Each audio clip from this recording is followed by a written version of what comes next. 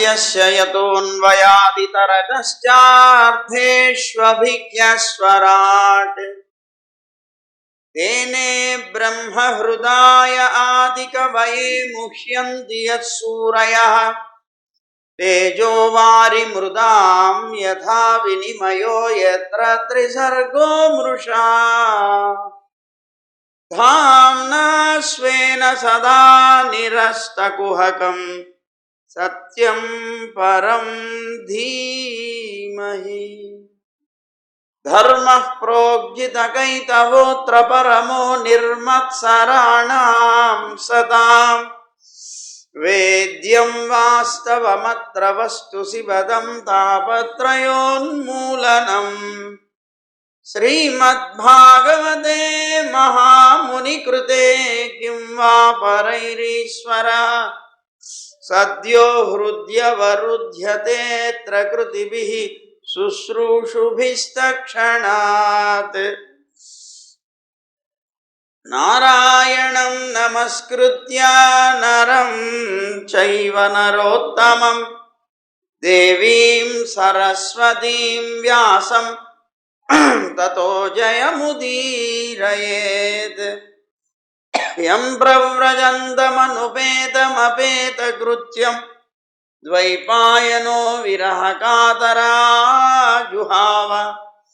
पुत्रेति तन्मयतया तरवोऽभिनेदुः तं सर्वभूतहृदयं मुनिमानतोऽस्मि श्रीमद्भागवतं पुराणतिलकं यद्वैष्णवानां धनं यस्मिन् पारमहंस्यम् एकममलं सत्यं ज्ञानं परं गीयते यत्र ज्ञानविरागभक्तिनैष्कर्म्यमाविष्कृतं निगमकल्पतरोर्गणितं फलं सुखमुखादमृतद्रवसंयुतं पिबत भागवतं रसमालयं मुहुरहो रसिका भुवि भावुकाः।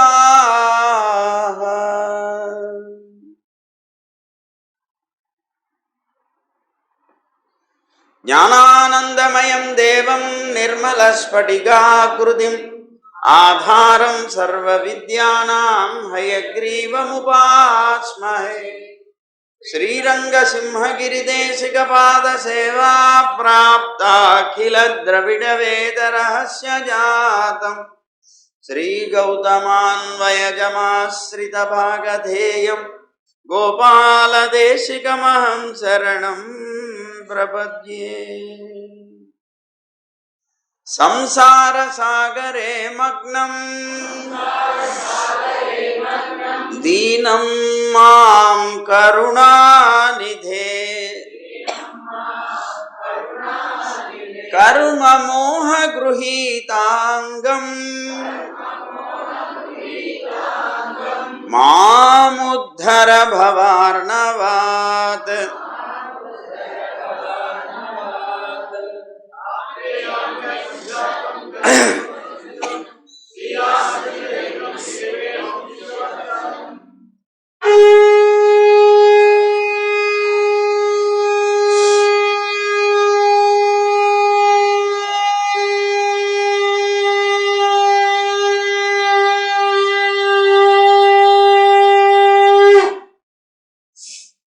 జై గోవింద.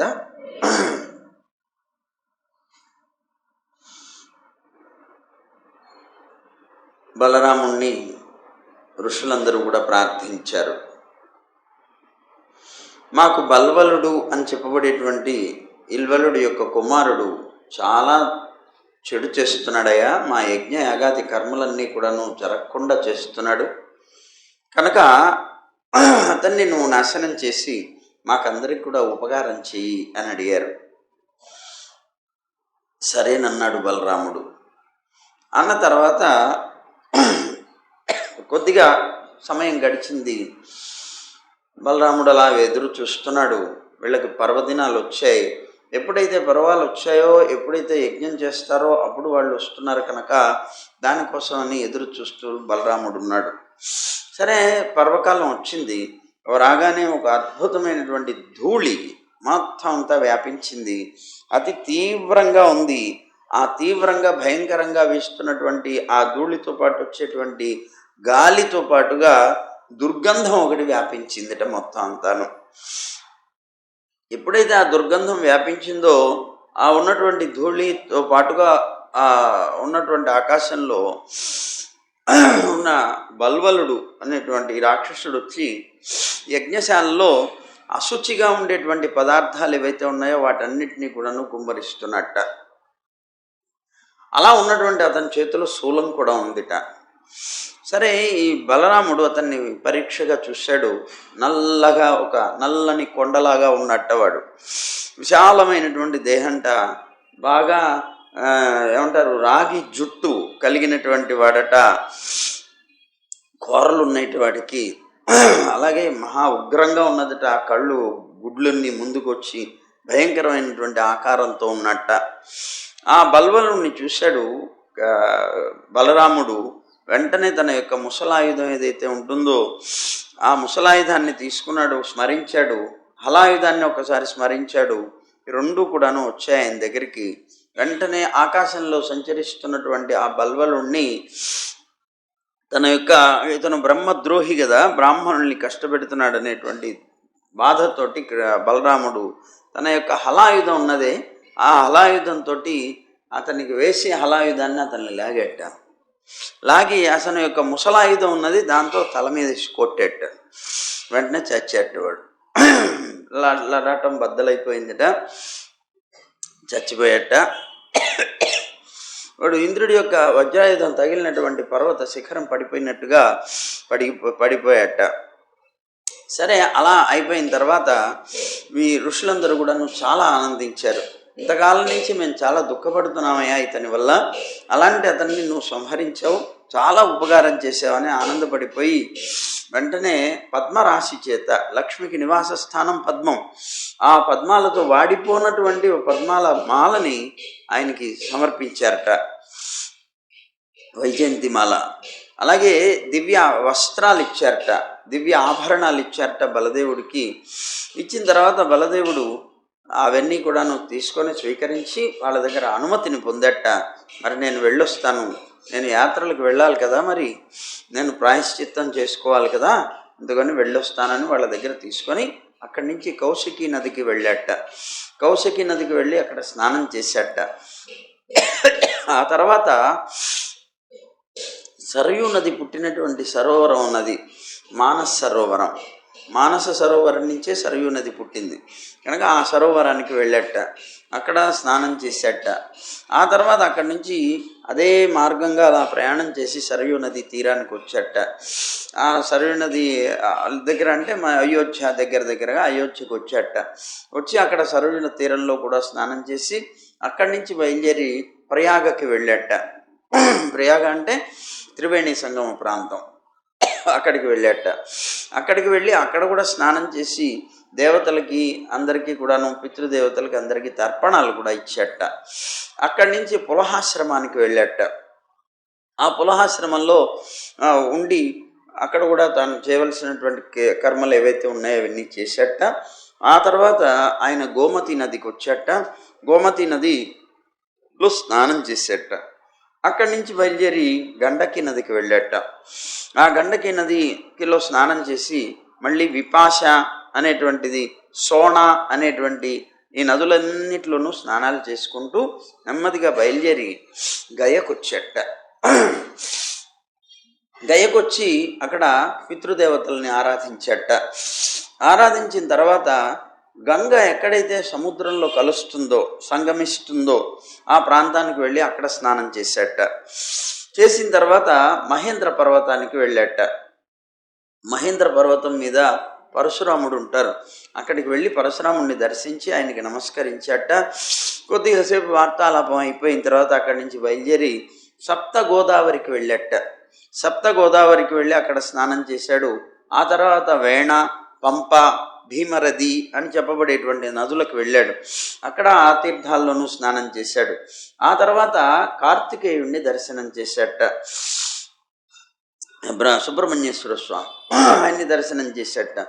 చేసిన తర్వాత మహాదేవుడికి నివాస స్థానమైనటువంటి శ్రీశైలానికి వచ్చేట.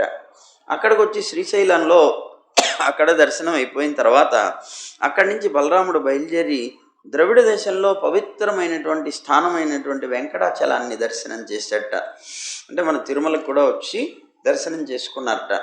దర్శనం చేసుకొని ఇక్కడి నుంచి బయలుదేరి, అంటే ఇప్పుడు మనం కొద్ది సందేహం కలవచ్చు, తమిళనాడులో అంటున్నారు ఏమిటి, ద్రవిడ దేశం అంటున్నారు ఏమిటంటే ఆ రోజుల్లో ద్రవిడ దేశంలోనే ఉంది అది, కనుక ద్రవిడ దేశం అనే అన్నారు. తర్వాత కదా విడబడింది, అందువల్ల ఆ వెంకటాచలాన్ని వెళ్ళి దర్శనం చేసుకున్నారట. ఆ తర్వాత కామకోష్టి అంటే కాంచీపురం, ఆ కామకోష్టిని అలాగే కాంచీ నగరాన్ని, అక్కడ ఉన్నటువంటి వరదరాజస్వామిని ఇవన్నీ దర్శనం చేసుకున్నారట. తర్వాత అక్కడి నుంచి బయలుదేరి కావేరీ నదికి వెళ్ళారట. నది శ్రేష్టమైనటువంటి కావేరీ నదిని దర్శనం చేసి అందులో స్నానం చేశారట. సాక్షాత్తుగా శ్రీమన్నారాయణుడు ఎక్కడైతే నివసిస్తాడో ఆ శ్రీరంగం అని చెప్పబడేటువంటి ఆ పవిత్రమైనటువంటి క్షేత్రానికి కూడా వెళ్ళాడయ్యా అని పరీక్షణ్ మహారాజ్ చెప్తున్నారు. శ్రీహరి క్షేత్రమైనటువంటి వృషభ పర్వతానికి వెళ్ళాట. ఆ తర్వాత దక్షిణ మధుర ఉన్నది కదా, ఆ మధురై, మనం మధురై అంటున్నాం, ఆ ప్రాంతానికి కూడా వెళ్ళాట. అక్కడికి వెళ్ళి అక్కడి నుంచి మహాపాతక వినాశకమైనటువంటి సముద్ర సేతుబంధనం అని ఉంది కదా, ఆ సేతుబంధనానికి వెళ్ళాట. అక్కడికి వెళ్ళి సముద్రంలో స్నానం చేసి ఆ బలరాముడు అక్కడ బ్రాహ్మణులకి సుమారు 10,000 గోవుల్ని దానం చేశాట. అక్కడి నుంచి బయలుదేరి కృతమాలకు వచ్చాట. కృతమాల అనేటువంటి నదిలో స్నానం చేశాడు. అక్కడి నుంచి తామ్రపర్ణికి వచ్చాడు. తామ్రపర్ణిలో స్నానం చేశాడు. ఆ తర్వాత కులాచలం అని చెప్పబడేటువంటి దానికి వచ్చాడు. అక్కడి నుంచి మలయ పర్వతానికి వెళ్ళాట. ఆ మలయ పర్వతం మీద అగస్త్య మహర్షి ఉంటారు కనుక ఆయన దగ్గరికి వెళ్ళి ఆయన్ని నమస్కరించి స్తోత్రం చేసి ఆయన యొక్క ఆశీస్సుల్ని పొంది ఆయన యొక్క అనుజ్ఞతోటి అక్కడి నుంచి దక్షిణ సముద్రానికి వెళ్ళి అక్కడ కన్యాకుమారి అనేటువంటి దుర్గాదేవిని దర్శించారట. ఆ తర్వాత సాక్షాత్తు విష్ణువుకి పరమ స్థానంగా చెప్పబడేటువంటి అనంతపురానికి వెళ్ళారట. ఆ అనంతపురానికి వెళ్ళి అక్కడ పంచాప్సరస తీర్థం అనేటువంటి తీర్థం ఉన్నది. ఆ ఉత్తమమైనటువంటి ఆ తీర్థంలో స్నానం కూడా చేశారట. అక్కడ కూడా 10,000 గోవుల్ని దానం చేశారట. చేసిన తర్వాత ఆ బలరాముడు అక్కడి నుంచి క్రమంగా కేరళకు వచ్చారట. ఆ కేరళ తర్వాత త్రిగర్తం అనేటువంటి ప్రాంతాలకు వచ్చి సాక్షాత్తుగా శివుడు నివసించేటువంటి స్థానమైనటువంటి గోకర్ణ క్షేత్రానికి వచ్చారట. అక్కడికి వెళ్ళి అక్కడ ద్వీపవాసినిగా ఉండేటువంటి పూజ్యురాలైనటువంటి దుర్గాదేవిని దర్శనం చేశారట. అక్కడి నుంచి శూర్పారక క్షేత్రం అని చెప్పబడేటువంటి క్షేత్రానికి వెళ్ళి అక్కడ దర్శనం చేశారట. ఆ తర్వాత క్రమంగా తాపి, పయోష్ణి, నిర్వింధ్య అనేటువంటి నదుల్లో స్నానం చేశారట. ఆ తర్వాత దండకారణ్యానికి ప్రవేశించారట.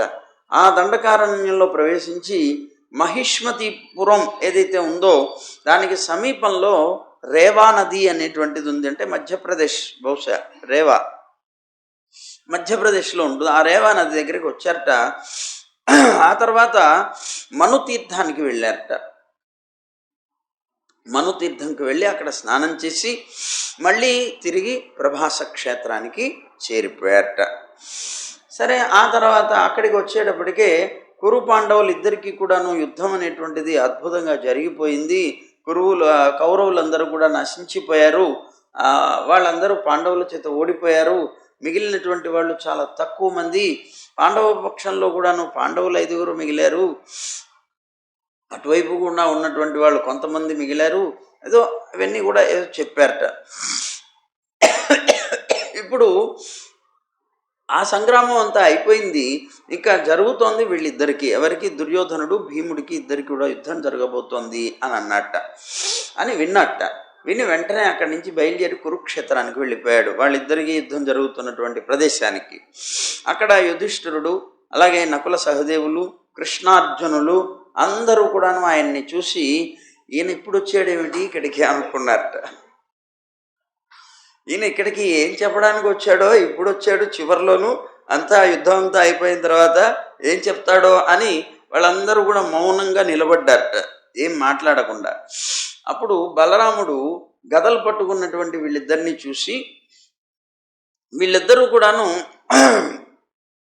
చాలా కోపంతో ఉన్నారు, ఒకళ్ళ మీద ఒకళ్ళు, ఒకరినొకరు జయించుకోవాలనేటువంటి తలంపుతో ఉన్నారు. విచిత్రంగా తిరుగుతున్నారు, యుద్ధం చేస్తున్నారు. ఆ చూసేట యుద్ధాన్ని చాలాసేపు అతను చూసి ఇతను అన్నట్ట, ఎందుకయ్యా మీ ఇద్దరు ఇట్లా యుద్ధం చేస్తారు? మీ ఇద్దరు కూడాను సమానమైనటువంటి బలం కలిగినటువంటి వాళ్ళు. వీళ్ళు ఒకళ్ళేమో అంటే భీముడేమో దేహబలం కలిగినటువంటి వాడు, ఇంకొకడేమో దుర్యోధనుడు గదాబలం కలిగినటువంటి, గదాయుధంలో అధికుడైనటువంటి వాడు. మీ ఇద్దరు సమాన బలం కలిగినటువంటి వాళ్ళు. మీ ఇద్దరు యుద్ధం చేసుకొని ప్రయోజనం ఏమిటి అన్నట్ట. అందువల్ల ఈ యుద్ధం వృధా అయినటువంటి యుద్ధాన్ని ఆపేయండి అన్నట్ట బాబు. సరే పాపం వాళ్ళిద్దరూ కూడాను విన్నారట. నిజంగానే యథార్థంగా చెప్తే ఇద్దరూ సమానమైనటువంటి బలం కలవు, ఆ విషయం వాళ్ళకి తెలుసు. కానీ వాళ్ళు ఇంతకు పూర్వం ఎవరెవరైతే ఏవేవైతే మాటలు అన్నారో ఆ మాటలన్నీ జ్ఞాపకం వచ్చినప్పుడు కోపం అనేటువంటిది తారాస్థాయిగా అంటుతూ యుద్ధం చేసి తీరవలసిందే అనే ఒక నిర్ణయంలో వాళ్ళిద్దరూ కూడాను యుద్ధం చేసుకుంటూనే ఉన్నారట. అప్పుడు ఇంకా బలరాముడు, ఇది దైవకృతం, మనం ఏం చేయలేం అని కృష్ణుడు ఒకసారి అలా చూసేసి అక్కడి నుంచి ద్వారక్కి వెళ్ళిపోయాట. ద్వారక్కి వెళ్ళిన తర్వాత అక్కడ ఉగ్రసేనుడు మొదలైనటువంటి వారు బలరాముడిని చూసి చాలా ఆనందించారు. వచ్చావా నాయన, చాలా కాలం అయిపోయింది, నువ్వు తీర్థయాత్రలను వెళ్ళావు అని ఆనందపడితే వాళ్ళందరికీ ఆనందం కలిగించాట. ఆ తర్వాత మళ్ళీ అక్కడి నుంచి బయలుదేరి నైమిషారణ్యానికి వచ్చాడు. నైమిషారణ్యంలో అయితే అతను సూతుణ్ణి శిరస్సు ఖండించాడో అక్కడి నుంచే కదా బయలుదేరాడు కనుక మళ్ళీ అక్కడికి వెళ్ళాట. సరే, అక్కడికి వెళ్ళిన తర్వాత ఋషులందరూ కూడాను ఆయన పలకరించారు. వెళ్ళొచ్చారా, అయిపోయిందా మీ యాత్ర, బాగుంది, మీరు యుద్ధం నుంచి నివృత్తులయ్యారని విన్నాం, చాలా సంతోషం. ఒక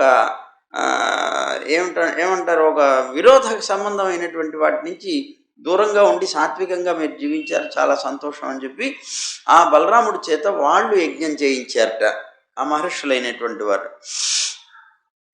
అది తిరిగి వచ్చాడు, ప్రాయశ్చిత్తం అయిపోయింది, వాళ్ళ చేత యజ్ఞాలు చేయించారు. అప్పుడు బలరాముడు ఋషులకి అప్రాకృతమైనటువంటి స్వరూప జ్ఞానాన్ని గురించి బోధించట, వాళ్ళందరికీ కూడా బోధ చేశారట, జ్ఞానబోధ. ఆ జ్ఞానాన్ని బోధించిన తర్వాత ఈ జ్ఞానం కనుక ఎవరైతే పొందుతారో వాళ్ళందరూ కూడాను అలాంటి భక్తులు పరమాత్మ యందు విశ్వాన్ని, విశ్వంలో పరమాత్మని దర్శించగలుగుతారు అని చెప్పాట. ఆ తర్వాత బలరాముడు యజ్ఞం అయిపోయింది, అవభృత స్నానం చేయాలి. ఆ అవభృత స్నానం చేసిన తర్వాత మంచి వస్త్రాలు కట్టుకున్నట్ట, ఆభరణాలు తీసుకున్నట్ట, తన భార్య అయినటువంటి రేవతీదేవితోటి, జ్ఞాతులతోటి, హితులతోటి కలిసి చంద్రుడిలాగా శోభిస్తున్నట్ట. చాలా పరాక్రమవంతుడైనటువంటి బలరాముడు అనంతమైనటువంటి మహాత్మ్యం కలిగినటువంటి వాడయ్యా, అప్రమేయ స్వరూపుడయ్యా, మాయామానుష విగ్రహుడు అతను కూడాను. మహాబలుడైనటువంటి ఆ బలరాముడి యొక్క ఇలాంటి చరిత్రలు బోలెడన్ని ఉన్నాయి అన్నట్ట సుఖ మహర్షి. చాలా ఉన్నాయి, అసంఖ్యాకాలుగా ఉన్నాయి. అలాంటిది ఈ బలరాముడి యొక్క ఈ చరిత్రల్ని ఎవరైనా సరే మనిషి, మానవుడు ప్రభాతంలో అంటే పొద్దున తెల్లవారుజామున కానీ సాయంత్రంలో కానీ ఇలాంటి అద్భుత కర్ముడైనటువంటి బలదేవుడి యొక్క చరిత్రని గనక స్మరిస్తే అతనికి నారాయణుడి యందు అత్యంతమైనటువంటి ప్రీతి కలుగుతుంది అని చెప్పారట, దీనికి ఫలశ్రుతిగా. సరే, ఇది అయిపోయింది. ఇంకా సుధాముడి యొక్క ఇది వచ్చింది. అతనికి సుధాముడు అని దీంట్లో పేరైతే లేదు, బ్రాహ్మణుడు అని మాత్రమే ఉంది. కానీ మరి సుధాముడు అనేటువంటి పేరు ప్రసిద్ధికి ఎక్కింది. సరే, మొత్తం మీద రాజుగారు అడిగారట, ఇప్పటిదాకా బలరాముడి గురించి విన్నాం కదా, ఇక మాకు కృష్ణుడి యొక్క అనంత పరాక్రమశాలి అయినటువంటి మహాపురుషుడు కృష్ణుడి యొక్క ఇతర లీలలు ఏమన్నా ఉంటే చెప్పండి, వినాలనుంది అన్నట్ట. అంటే అప్పుడు ఆయన చెప్తున్నారట, నిరంతరం విషయాన్వేషణతో విషణ్ణులైనటువంటి మానవులు ఎవరైతే ఉన్నారో వాళ్ళు ఒక్కసారి శ్రీకృష్ణుడి యొక్క చరిత్రాన్ని కనుక వింటే, దాని సారం ఏదైతే ఉందో లేదా ఆ వైశిష్ట్యాన్ని కానీ కృష్ణుడి యొక్క మహాత్మ్యాన్ని కానీ ఎవరైతే తెలుసుకుంటారో వాళ్ళెవ్వరూ కూడాను దాని నుంచి నివృత్తులు కాలేరయ్యా. ఏదో ఒక కారణం చేత. ఇప్పుడు పరీక్షణ్ మహారాజు అలాంటి వాడే. నాకు ఆకలి, నువ్వు ఆకలి వేస్తుందేమో వెళ్ళిరా, కొద్దిగా కూర్చోలేకపోతున్నావేమో, కాళ్ళు నొప్పులు ఉన్నాయేమో వెళ్ళిరా, నీకేమన్నా అనారోగ్యం చేసిందేమో కొద్దిగా వెళ్ళిరా, దాహం తీర్చుకొని చీ ఇలాంటివన్నీ కూడాను మనకి పనికిరావు. ఎందుకు పనికిరావు? భగవంతుని యొక్క అమృతాన్ని పానం చేస్తున్న వాడికి రోగం ఏమిటి, కష్టం ఏమిటి అని ఆయన అన్నట్లుగానే ఇక్కడ కూడా అదే మాట్లాడుతున్నట్టు ఆయన అంటున్నట్ట.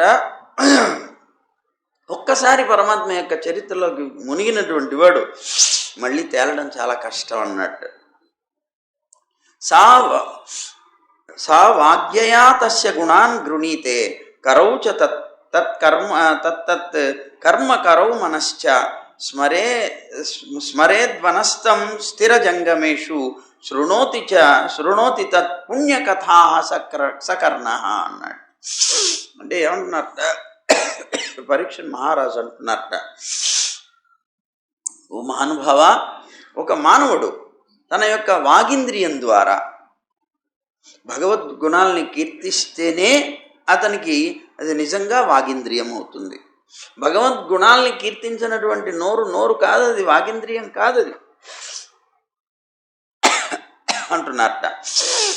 అలాగే అతని చేత నిరంతరం కూడా భగవత్ కార్యాలు ఏ హస్తాలతో అయితే చేయబడతాయో అవే నిజమైనటువంటి చేతులంటే అన్నట్ట.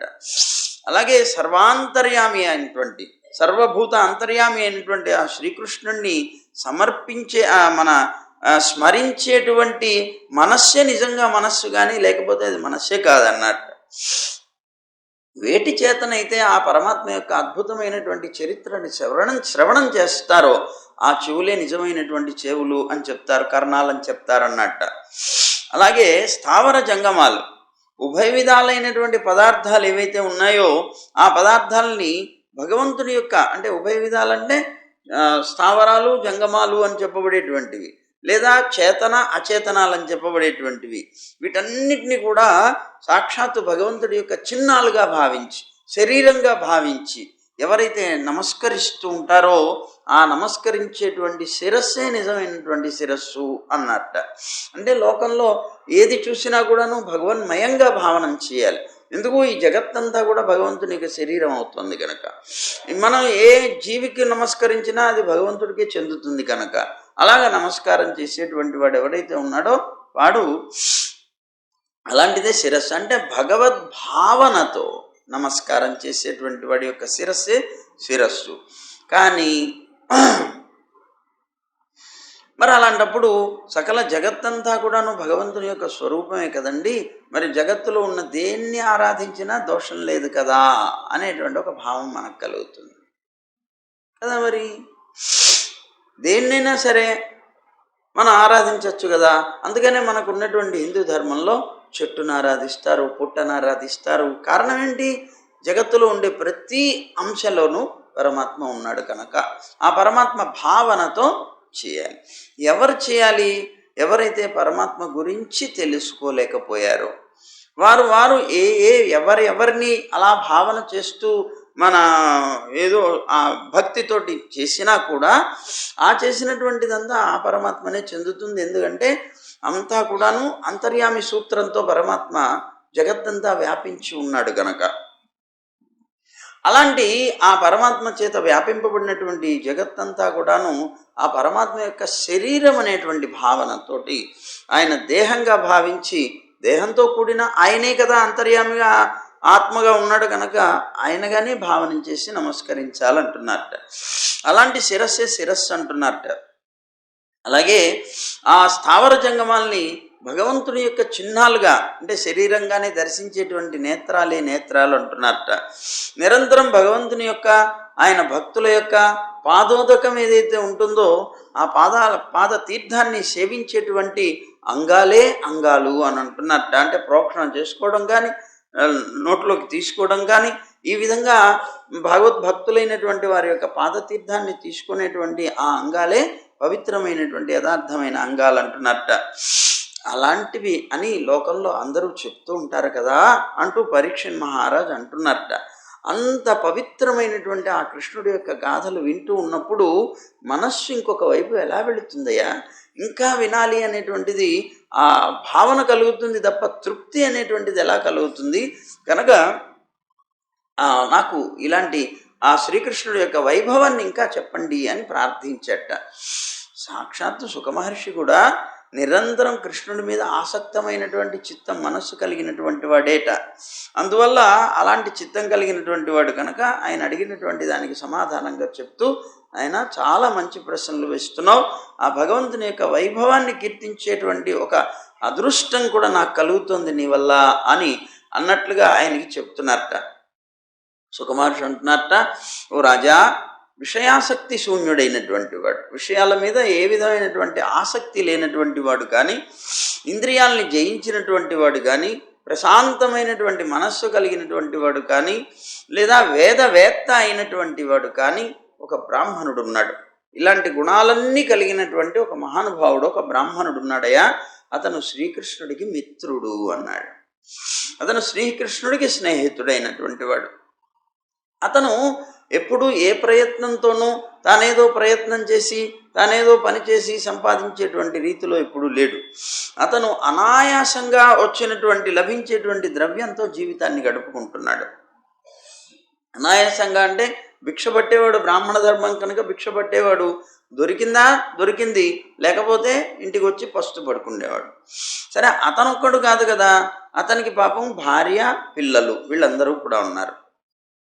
అయితే ఆ ఉన్నటువంటి వాడు మహానుభావుడు గృహస్థ ధర్మాన్ని పాటిస్తూ ఏ ఏ ధర్మాలు అయితే చెప్పబడ్డాయో పాటిస్తున్నాడు, కానీ పాపం దారిద్ర్యంతో నివసిస్తున్నాడు.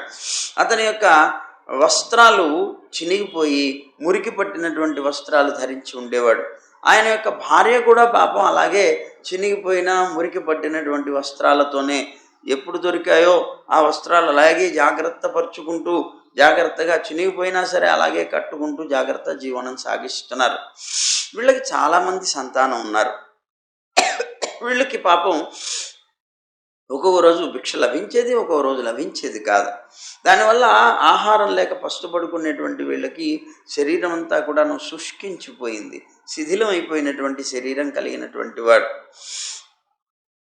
అయితే ఒక రోజున భర్తకి ఆహారాన్ని ఏ విధంగా నువ్వు పెట్టలేకపోతున్నానని కూర్చొని ఏకాంతంగా కూర్చున్నప్పుడు భార్య చాలా బాధపడిందిట. అయ్యో, భర్తకి నేనేమి చేయలేకపోతున్నాను, సేవ చేయాలని నాకున్నా, వంట చేసి పెట్టాలి అని ఉన్నా, నాకు ఏ విధమైన పదార్థం లేకపోవడం వల్ల ఆయనకి ఏమీ చేయలేకపోతున్నానని చాలా బెంగపడిందిట. ఆవిడ చాలా భయపడిందిట.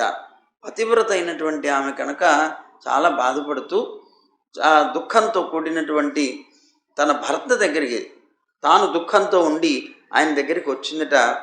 ఆయన పాపం ఎప్పుడూ భగవంతుణ్ణి స్మరిస్తూ ఉంటారు, ఇంక ఇతరత ఆలోచన ఏమీ అతనికి లేదు. దరిద్రుడైనటువంటి ఆ పతి దగ్గరికి, భర్త దగ్గరికి వచ్చి ఆవిడ అన్నదట, ఏమండి, సాక్షాత్తు పరమాత్మే కృష్ణుడే అవతరించాడని విన్నాను, ఆయన ఆశ్రయించినటువంటి వారిని తప్పనిసరిగా రక్షిస్తాడు అని కూడా విన్నాను, ఆయన సాక్షాత్తు లక్ష్మీదేవికి భర్తట కదా, యాదవ శ్రేష్ఠుడై ఇక్కడ ఉన్నట్ట కదా, ఇవన్నీ పక్కన పెట్టినా నీకు స్నేహితుడు కదట స్వామి అని అడిగింది. మీకు స్నేహితులు కదా, మరి అలాంటప్పుడు మనం ఇంత దారిద్ర్యంతో బతకడం ఎందుకు?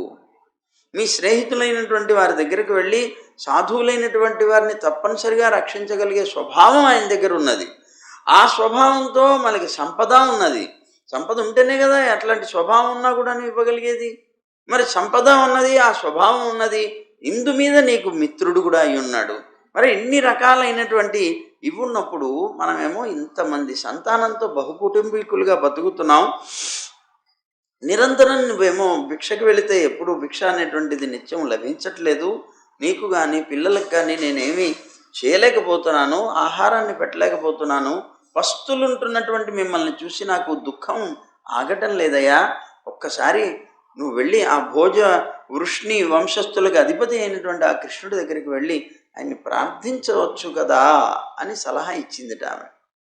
ఒక్కసారి ఆయన దగ్గరికి వెళితే చాలు, జీవితకాలం మరి ఇంకెక్కడికి వెళ్ళక్కర్లేదు, మనం సుఖంగా బతకచ్చు కదా ఆయన ద్వారకలో నివసిస్తున్నట్ట కదా,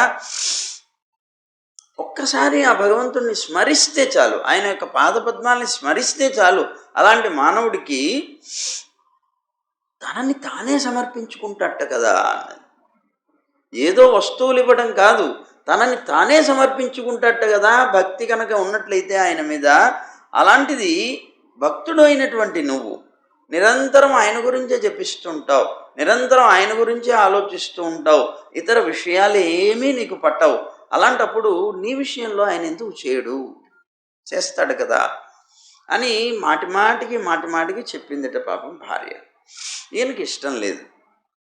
అలాంటి పరమాత్మ ఏదో కల్పవృక్షం లాంటి వాడు ఓ కోటీశ్వరుడి దగ్గరికి వెళ్ళి ఓ 10 పైసలు దానం చేయవా అని అడిగినట్టుగా ఏమిటి కర్మ?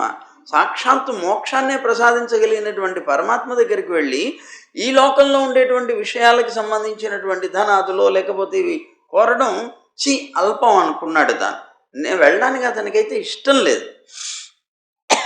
కానీ పిల్లల్ని చూపిస్తోంది, వాళ్ళందరూ డొక్కలు మాడిపోయి పాపం ఎలాగ కాళ్ళన్నీ కూడాను డొక్కల్లో పెట్టుకొని పడుకున్నారు చూడండి, వాళ్ళ కోసమైనా వెళ్ళండి అని పాపం బతిమాలిందట.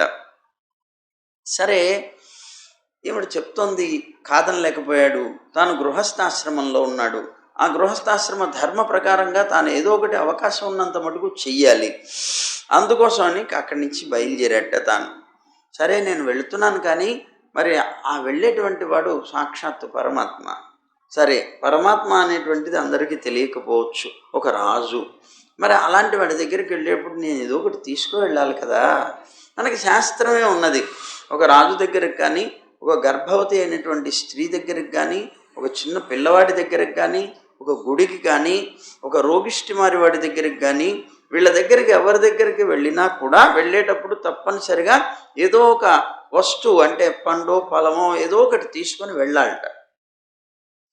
మరి సాక్షాత్తు పరమాత్మ కృష్ణుడు అలాంటి వాడి దగ్గరికి వెళ్ళేటప్పుడు నేనేమి తీసుకుని వెళ్ళకపోతే ఎలాగా? ఏదో ఒకటి ఉన్నదేమో చూడు అన్నట్ట పాప. మన ఇంట్లో ఏముంటుంది అన్నదట పాప. మన ఇంట్లో అన్నీ ఖాళీ అయినటువంటి పాత్రలు తప్ప మన ఇంట్లో ఏమున్నాయండి, ఏమి ఇవ్వగలం ఆయనకి అన్నదిట. అంటే కాదు, మరి ఏమీ తీసుకొని వెళ్లకుండా అలా ఒట్టి చేతులతో వెళ్ళకూడదు కదా, మరి ఏదో ఒకటి ప్రయత్నం చేయమంటే అప్పుడు పక్క ఇంటి వాళ్ళు వెళ్ళి వాళ్ళ దగ్గర 4 గుప్పెళ్ళు అటుకులు తీసుకున్నదట పాప. అడిగి 4 గుప్పెళ్ళు అటుకులు తెచ్చిందట. ఆ అటుకులు తీసుకొని చక్కగా దాన్ని తీసుకొని వెళ్ళడానికి కూడా ఏ విధమైన ఇది లేదు. మరి ఏం చేయాలి? ఆ అటుకులైతే తెచ్చింది, తెచ్చినటువంటి అటుకుల్ని ఎక్కడ మూట కట్టాలి? పాపం ఆ చినిగిపోయినటువంటి వస్త్రంలో కొద్దిగా అవి మూట కట్టడానికి వీలైనటువంటి ప్రదేశం ఉన్నటువంటిది చూసి దాంట్లో మూట కట్టి జాగ్రత్తగా ఇదిగోండి ఇవి తీసుకొని వెళ్ళి ఇవ్వండి కృష్ణుడికి అన్నది. చాలా దీనమైనటువంటి అవస్థ. అలాంటి అవస్థలో పాపం తాను పట్టుకొని వెళ్తున్నట్ట. వెళుతూ అనుకున్నట్ట, అసలు కృష్ణుడు నన్ను గుర్తుపడతాడా? ఎప్పుడో చిన్నప్పుడు ఆడుకున్నాం కదా, చిన్నప్పుడు గురుకులంలో నివసించాం కదా, చిన్నప్పటి మిత్రుడు అసలు ఇప్పటికీ గుర్తుంటానా? 1. 2, నేను దరిద్రుడైనటువంటి నన్ను గుర్తుపెట్టుకొని పలకరించడం చేస్తాడా అసలు కృష్ణుడు? అసలు గుర్తుపట్టేలాగా నేను లేను కదా. 1. సరే కృష్ణుడు దాకా వెళ్ళడం ఎందుకు, పక్కన ముందు ద్వారపాలకులే నన్ను గెంటేస్తే ఏమిటి, అడుక్కునేవాడు ఎవడో వచ్చాడన్నట్టుగా నన్ను తీసేసి తోసిపారేస్తే కృష్ణుడి దాకా కూడా నేను వెళ్ళలేనేమో కదా అనుకున్నట్ట బాబు. అయినా చూద్దాం, భార్య అడుగుతోంది కదా, ఆమె కోరికని కాదని ఎందుకు అనాలి, వెళ్ళి అడుగుదాం అనుకుంటూ పాపం అలాగే నెమ్మదిగా నడుచుకుంటూ ఓపిక కూడా లేదు, తిండి కూడా లేదు, ఏమీ లేదు, శక్తి లేదు. అయినా కూడాను అక్కడ మజిలీలు చేస్తూ నెమ్మదిగా బయలుదేరి అలాగే వెళ్ళట. కృష్ణుడి యొక్క దర్శనం ఎలా అవుతుందో అని మనసులో ఆందోళన పాపం. అలాగే ఆలోచిస్తూ ద్వారకకి వెళ్ళాట. తీరా అక్కడికి వెళ్ళేటప్పటికే ఆ అంతఃపురం ఏదైతే ఉందో ఆ అంతఃపురంలో తిరుగుతూ ఉండేటువంటి బ్రాహ్మణులు కొంతమంది కల్పించారట. వెంటనే వెళ్ళిపోయి వాళ్ళతో చేరిపోయాట. ఆ బ్రాహ్మణుల్లో కలిశాట. కలిసి 3 గుల్మాలంటే 3 రక్షకులు ఉండేటువంటి నివాసాలు ఏవైతే ఉంటాయో ఆ నివాస స్థానాలను దాటిపోయాట. దాటిపోయి 3 ద్వారాలు దాటిన తర్వాత ఇంకా కృష్ణుడి మీద అత్యంతమైనటువంటి ప్రీతి కలిగిన వాళ్ళైనా అంధకులు వృష్ణివంశస్థులైనటువంటి వాళ్ళు కూడా వెళ్ళడానికి వీల్లేనటువంటి అభ్యంతర మందిరాలు ఉన్నాయట. ఆ గృహాల్లో కృష్ణుడు ఉన్నట్టు. అవే 16,000 మంది నివసించేటువంటి అంతఃపురాలు. అదో అక్కడికి ఆ పత్నుల యొక్క అద్భుతమైనటువంటి గృహాలు లోకి వెళ్ళాట. నెమ్మదిగా వీళ్ళతో పాటు ఎట్లాగో కష్టపడి వీళ్ళని తప్పించుకుంటూ లోపలికి వెళ్ళాట. కృష్ణుడికి అంతా తెలుసు, వస్తున్నాడని తెలుసు. సరే, తెలిసినా ఏమీ తెలియనట్లుగానే ఉంటాడు కదా మన స్వామి, అలాగే ఉన్నట్ట. సరే, దూరం నుంచి ఎప్పుడైతే అలా నెమ్మదిగా వస్తూ వస్తూ ఆ రుక్మిణీదేవి మందిరానికి ప్రవేశించట. ఆయన రుక్మిణీదేవి మందిరం ప్రధానంగా ఉంటుంది కనుక ఈ ప్రధానమైన మందిరంలోనే ఉండొచ్చు కృష్ణుడు అనుకుంటూ అక్కడికి వచ్చాట. వస్తున్నాడు కానీ మనస్సులో బాధ. గుర్తిస్తాడో లేదో, కృష్ణుడు ఏమంటాడో ఏమో, అసలు నాకు దరిద్రుణ్ణి కదా, అట్లా కదా ఇట్లా కదా అనుకుంటూ పాపం దుఃఖపడుతూనే లోపలికి వస్తున్నట్ట. ఆశ్చర్యం, ఎప్పుడైతే ఆ ద్వారం దగ్గరికి వచ్చాడో ఆ కృష్ణుడు చూసి తాను కూర్చున్నటువంటి సింహాసనం మీద నుంచి లేచి పరుగు పెట్టుకుంటూ వచ్చి ఒక్కసారి గట్టిగా ఆలింగనం చేసుకున్నట్ట. వచ్చావా సుధామా అన్నట్ట. పాపం వచ్చావా అనేప్పటికీ ఈయనకు అర్థం కాలేదుట. ఏమిటి నిజమేనా ఇది అనుకున్నట్ట. నేనేమన్నా కలగంటున్నానా అనుకున్నట్ట. గిచ్చుకున్నాడు, గిల్లుకున్నట్ట. యథార్థమే ఇది తెలుసుకున్నట్ట. దూరం నుంచి చూసినా నన్ను గుర్తుపెట్టి కృష్ణుడు ఇలా ఆలింగనం చేసుకునేటప్పటికే అంత మాయ, ఏమీ అర్థం కాలేదు ఇతన్ని. ఒక్కసారి ఆనందం పొంగిపోయిందిట. మొత్తం ఆనందం అంతా కూడా ఒక్కసారి పొంగిపోయి చాలా ఆనందపడిపోయాట. వెంటనే కృష్ణుడు ఆయన్ని ఆలింగనం చేసుకొని కళ్ళ వెంబడ ఆనంద బాష్పాలు రాల్చట. కృష్ణుడు స్వయంగా వచ్చావా సుధామా అని ఒక్కసారి ఆలింగనం చేసుకునేప్పటికీ ఇతనికి ఎంత మతిపోయింది. ఆయనకేమో కళ్ళ వెంబడి నీళ్లు కారుతున్నాయి. అబ్బా, ఎంతకాలమైంది నిన్ను చూసి, ఇంతకాలానికి నన్ను చూడాలని నీకు బుద్ధి పుట్టిందా, ఇంతకాలానికి నా దగ్గర రావాలని అనిపించిందా అని ఆప్యాయంగా మాట్లాడుతూ ఉంటే అతనికి ఇది నిజమేనా కాదా అనే పాపం మాటి మాటికి అనుకుంటున్నట్ట. నెమ్మదిగా అతన్ని తీసుకొని ఆలింగనం చేసుకున్నటువంటి కృష్ణుడు నెమ్మదిగా అలా పొదివి పట్టుకొనే తీసుకెళ్ళట. తన రుక్మిణి పడుకొని శయనం ఉంటుంది, ఆ శయనం దగ్గరికి తీసుకెళ్ళట. తీసుకెళ్ళి ఆ పక్క మీద కూర్చోబెట్టేట. ఇతన్ని ఆ పక్క మీద కూర్చోబెట్టి తాను వెంటనే అక్కడ ఉన్నటువంటి పరిచారకుల ద్వారా ఒక పళ్ళెం, తీర్థం ఇవన్నీ తెప్పించేట. తెప్పించి ఆయన పాదాలు పట్టుకున్నట్ట. పట్టుకొని పాదాల దగ్గర కూర్చొని ఆ పాదాలని ఆ పళ్ళెంలో పెట్టి ఆ పాదాలని పట్టుకొని, అబ్బా ఎంత కష్టపడ్డావయ్యా, ఎంత దూరం నుంచి నడిచి వచ్చావో, కాళ్ళు ఎర్రగా కందిపోయాయి, ఎంత కష్టపడ్డావో, ఎన్ని రాళ్ళు గుచ్చుకున్నాయో అని పాపం నెమ్మదిగా ఆ పాదాలని తాను నీళ్లు పోసి కడిగట. మొత్తం అంతా కడిగి ఆ పాద తీర్థాన్ని తీసుకొని శిరస్సు మీద ప్రోక్షణం చేసుకొని ఈయన పాదసేవ చేస్తూ ఉంటే ఇలాగా రుక్మిణీదేవి వచ్చి చామరం తీసుకొని ఆయనకి వీస్తోందట. ఆ ద్వారకలో ఉన్నటువంటి ఆ అంతఃపురంలో ఉన్నటువంటి సభ్యులందరికీ కూడా విచిత్రంగా అనిపించిందట. ఇదేమిటి, ఇతను దరిద్రుడు, అలాంటి దరిద్రుడిని అభ్యంతర మందిరాల్లోకి తీసుకురావడమే ఆశ్చర్యం. తీసుకొచ్చిన తర్వాత తాము శయనించేటువంటి పక్క మీద కూర్చోబెట్టి, రుక్మిణీదేవి పడుకునేటువంటి పక్క మీద కూర్చోబెట్టడం, పరపురుషుణ్ణి ఎప్పుడూ కూడాను అభ్యంతర మందిరాల్లోకి రానివ్వరు. వాళ్ళు పడుకునే పక్కల మీద ఇంకెవరిని కూర్చోబెట్టరు. అలాంటిది ఇతన్ని కూర్చోబెట్టడం చూస్తే ఇతను దరిద్రులాగా ఉన్నాడు.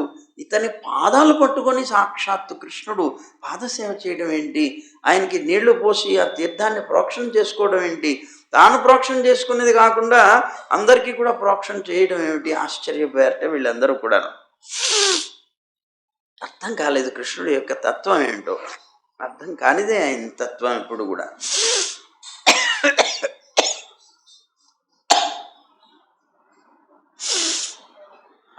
ఆ సమయంలో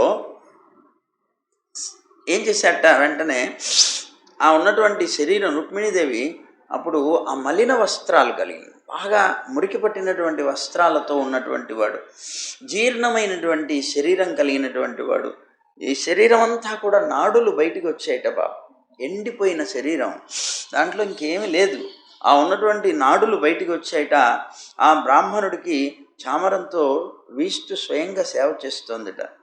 అంతఃపుర వాసులందరూ ఇలాగా ఈ ప్రేమతోటి వీళ్ళు చేస్తున్నటువంటి క్రియలన్నీ చూసి ఆశ్చర్యపోతూ ఉండగా వాళ్ళు అనుకుంటున్నారట, ఏమిటి ఆశ్చర్యం, సాక్షాత్తు లక్ష్మీదేవిని కూడా వదిలేశాడు ఆయన. పక్క మీద కూర్చున్న రుక్మిణీదేవి లక్ష్మీయే కదా, ఆ లక్ష్మీదేవితో మాట్లాడుతూ ఉన్నటువంటి వ్యక్తి కూడా లక్ష్మీదేవిని కూడా వదిలేసి ఆయన దగ్గరికి వెళ్ళి ఇలా ఆయన ఆలింగనం చేసుకొని ఇంత సన్మానం చేస్తున్నాడు.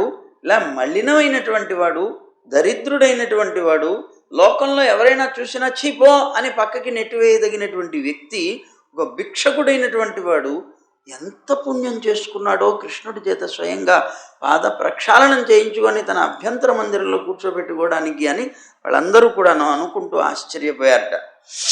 అప్పుడు కృష్ణుడు, ఆ విప్రుడు అంటే ఈయన సుధాముడు, వీళ్ళిద్దరూ కూడా ఒకళ్ళ చేతులు ఒకళ్ళు పట్టుకున్నారట.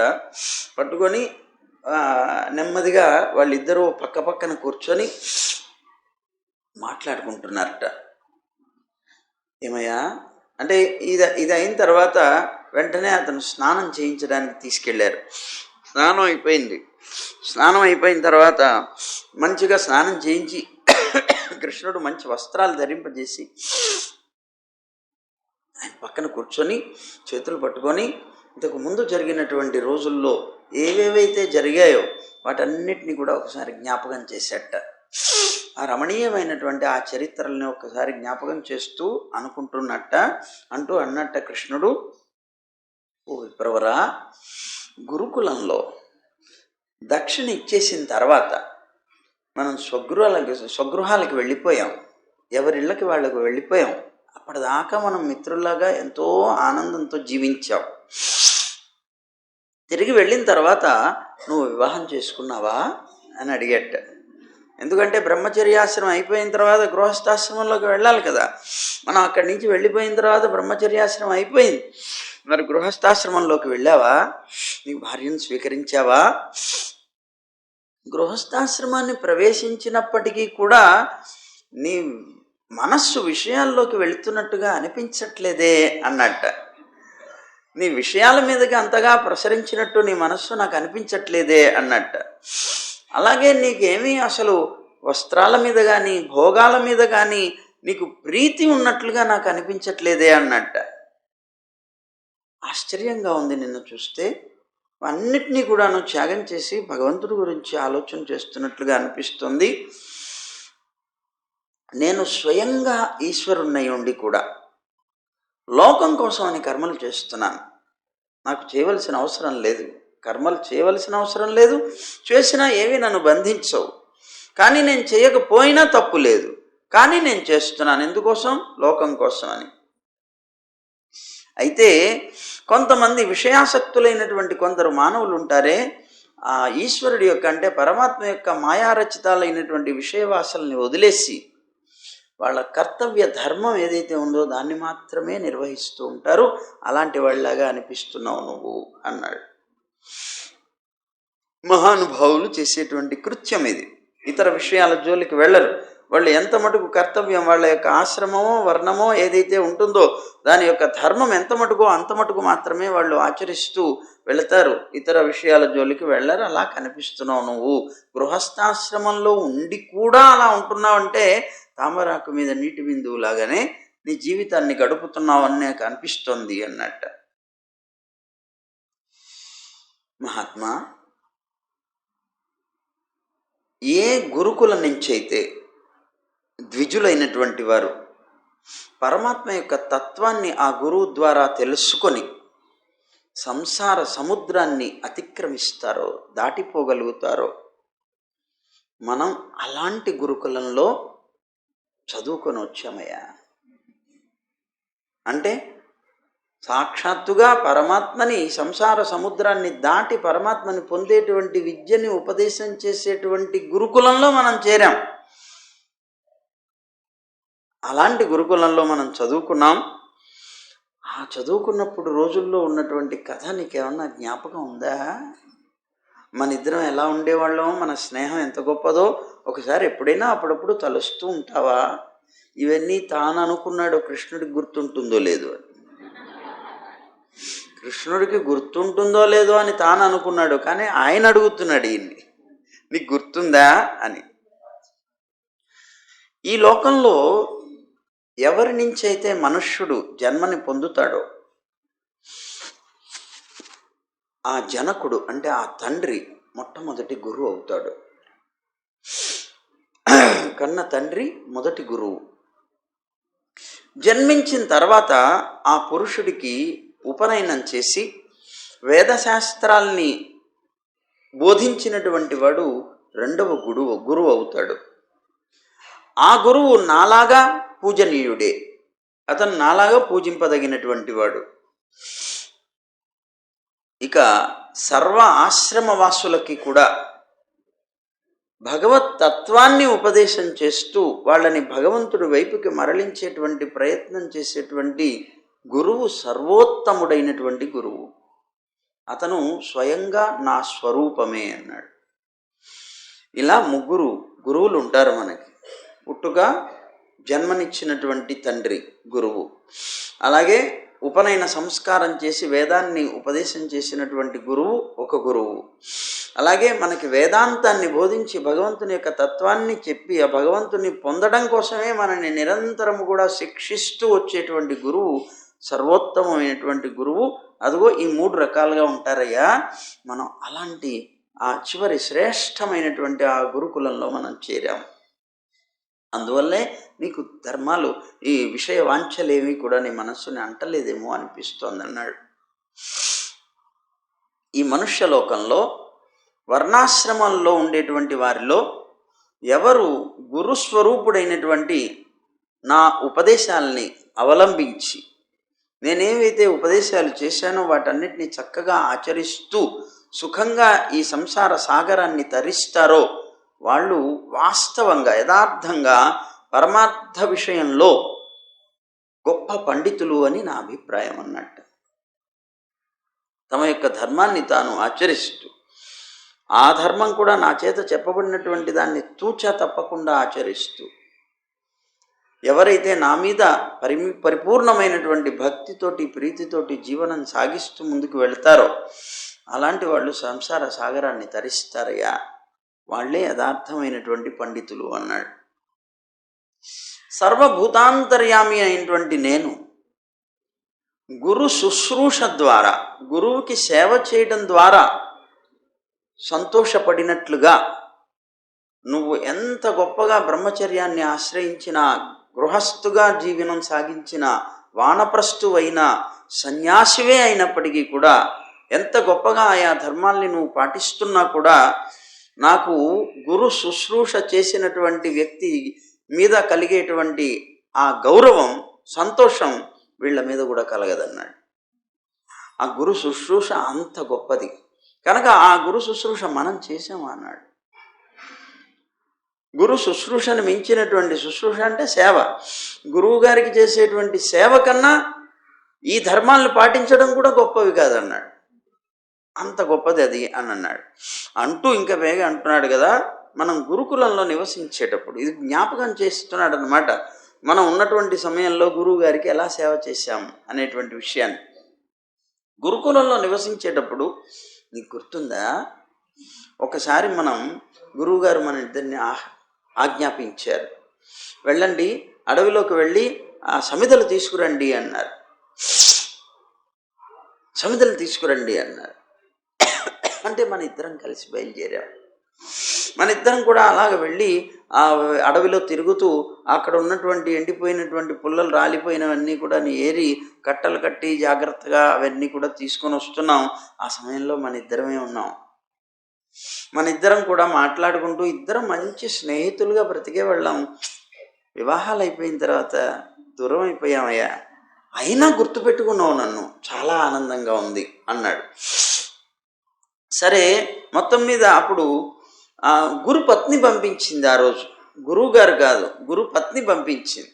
అలా పంపించబడినటువంటి మనం మహారణ్యంలోకి ప్రవేశించాం. అక్కడ ఉండేటువంటివి నీకు గుర్తున్నాయా, అవన్నీ గుర్తున్నాయా నీకు అన్నాడు.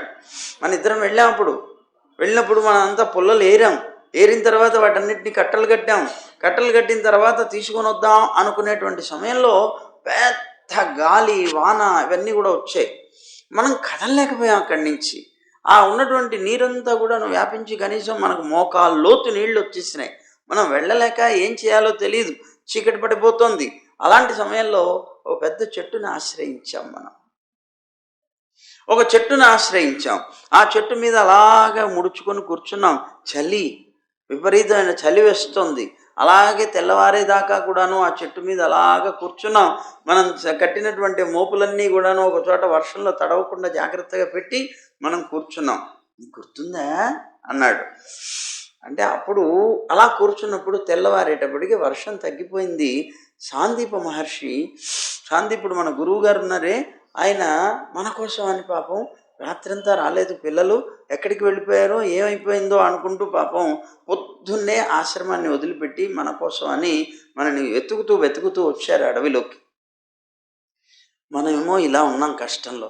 అంటే ఈ కిందంతా నీళ్లు ఉన్నాయి, కిందకి దిగాలంటే నీళ్లలో మునుగుతామేమో, పైనేమో అలా ఉన్నది. వర్షం అయితే తగ్గింది, కానీ ఆ చెట్టును ఆశ్రయించుకొని ఉన్నటువంటి పరిస్థితిని చూసి పెద్దగా పిలుస్తూ మనని ఇద్దరిని కూడాను, అబ్బాయి శరీరం అనేటువంటిది వాళ్ళని దింపి వస్తున్నప్పుడు గురువుగారు అన్నారట, లోకంలో సర్వజీవరాశికి కూడాను శరీరం కన్నా ప్రియమైనటువంటి వస్తువు ఇంకొకటి లేదు. అలాంటి శరీరాన్ని కూడా మీరు నిర్లక్ష్యం చేసి నా కోసం అని ఇంత గొప్ప సేవ చేశారే. నేను కట్టెలు తీసుకురమ్మంటే ఆ కట్టెలు తేవడానికి వచ్చి ఇంత కష్టపడి కనీసం గురువుగారిని ఒక్క మాట కూడా అనుకోలేదు. గురువుగారు చూసావా, మేము పిల్లలం, మమ్మల్ని ఇలాగా అర్ధరాత్రిలా పంపించారు, అడవిలోకి పంపించారు, మేమేంటి, మమ్మల్ని ఇదిగో మేము ఇందుకోసమైనా వచ్చింది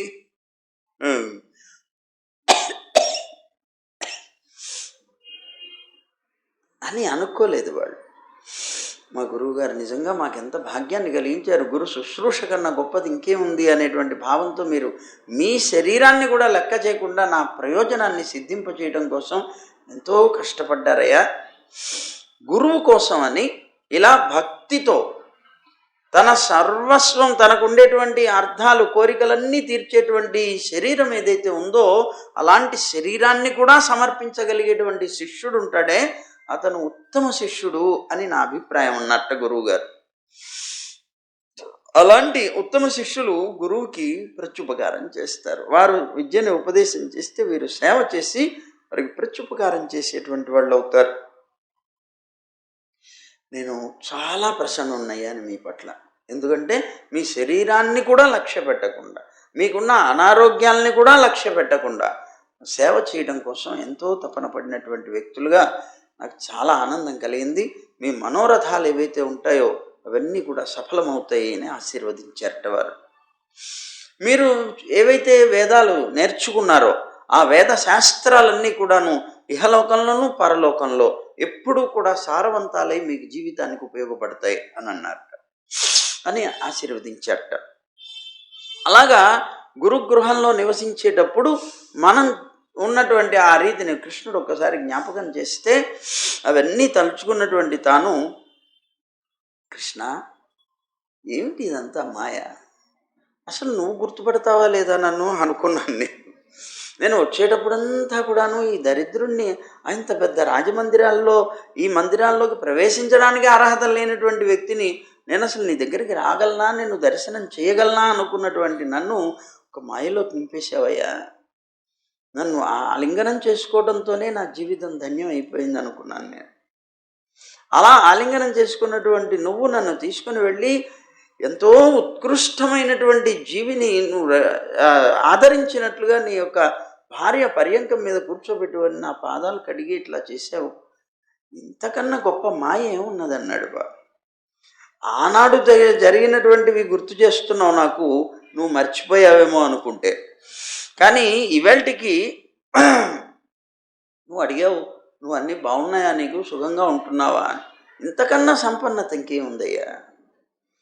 ఈ ధనాదుల వల్ల ఏమీ ధనవంతులం కాలేము. నీ యొక్క అద్భుతమైనటువంటి ఆలింగనాన్ని పొందాను నేను, అదే నా జీవితానికి, ఇంకా నేను పొందవలసింది ఏదీ లేదు, పొందవలసింది అన్నీ పొందేశాననేటువంటి తృప్తి, ఆనందం నాకు కలిగిందన్నాడు. చాలు, ఇంతకన్నా ఇంకేం కావాలన్నాడు. ఎవరి యొక్క శ్రీ విగ్రహం నుంచి సర్వ మంగళాలకి కూడా మూలస్వరూపమైనటువంటి వేద శాస్త్రాలు అనేటువంటివి ఆవిర్భవించాయో, అలాంటి విద్యాభ్యాసం కోసం గురుకులంలో నివసించినటువంటి విచిత్రమైనటువంటి ఆ నీ చేష్టలన్నీ కూడా అనుకరణలు అనుకుంటున్నాను నేను. ఎందుకంటే నీ నుంచే వేదాలు పుట్టాయి. ఆ వేదాలు అధ్యయనం చేయడం కోసం గురువు గారి దగ్గరికి వచ్చి నువ్వు చదువుకోవడం నా భాగ్యం కోసం కదా. అది నువ్వు చదవడానికి వచ్చింది ఎందుకు అంటే నా భాగ్యం కోసం, నీకు చదువు కోసం కాదు, నన్ను ఉద్ధరించడం కోసం. నీకు నేను మిత్రుణ్ణయ్యాను అనేటువంటి ఆ భావనతో నా జీవనం అంతా కూడా సుఖంగా గడుపుకోవడం కోసం. ఎంత ధన్యుణ్ణి అనుకున్నట్టు బాబు. అలా అనుకుంటున్నటువంటి అతనితో ఇంకా మాట్లాడుతూ ఉన్నాడు అనేటువంటి విషయాన్ని సుఖమహర్షి చెప్తున్నారు. అదేమిటో రేపు చూద్దాం. సర్వం శ్రీకృష్ణ.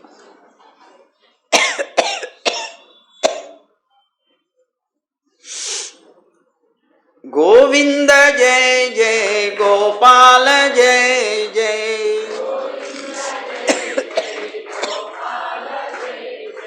రాధారమణ హరి గోవింద జయ జయ, గోవింద జయ జయ గోపాల జయ జయ,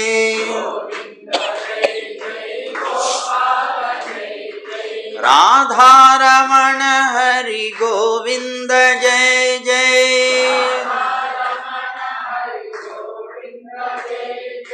గోదారమణ హరి గోపాల జయ జయ,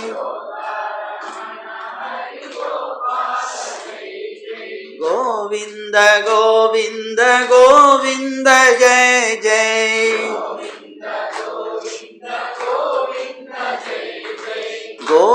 గోవర్ధనోద్ధార గోవింద జయ జయ,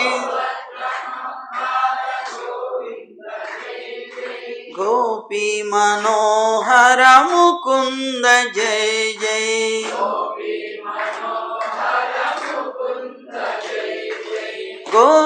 గోవర్ధనోద్ధార గోవింద జయ జయ,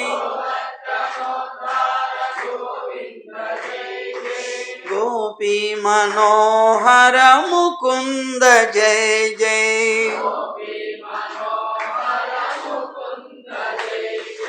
గోవింద జయ జయ గోపాల జయ జయ,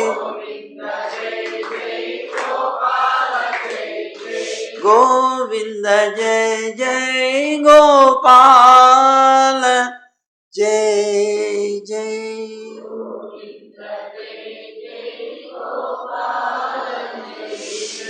జై గోవింద, జై జై గోవింద, జై జై జై గోవింద, జై శ్రీమన్నారాయణ, జై జై శ్రీమన్నారాయణ, జై జై జై శ్రీమన్నారాయణ. సర్వం శ్రీకృష్ణార్పణమస్తు.